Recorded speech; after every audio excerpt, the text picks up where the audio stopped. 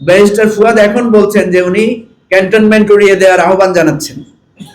এটা 2024 সালের 5ই আগস্টের একটা বিশেষ পরিস্থিতিতে একটা বিক্ষোভ সমাবেশ থেকে বলা। এটা বাংলাদেশের কোনো মিডিয়াতে সেভাবে প্রচারও হয় নাই। অথচ সেরকম একটা ফুটেজকে এখন এনে এটা এখনকার বক্তব্য বলে প্রচার করা হচ্ছে, এবং আমি দেখেছি অনেক রাজনীতিবিদ এটাকে এখনকার বক্তব্য ধরে নিয়ে আমাদের কাছে জানতে চেয়েছেন। আপনারা ভালো করে তাকালে দেখবেন ওখানে কিন্তু পাশে অ্যাডভোকেট তাজুল ইসলাম দাঁড়ানো আছেন, যিনি chief prosecutor of the international crime tribunal. উনি তো আমাদের দল থেকে পদত্যাগ করেছেন, 6 মাসের মতো হয়ে গেছে। তাহলে উনি ওখানে দাঁড়ায় বক্তৃতা দিলেন কিভাবে? এটা তো বোঝা যাচ্ছে এটা অনেক পুরানো। এবং সেখানে আমি নাই। কেন নাই আমি? কারণ আমি তখন জেলখানায়।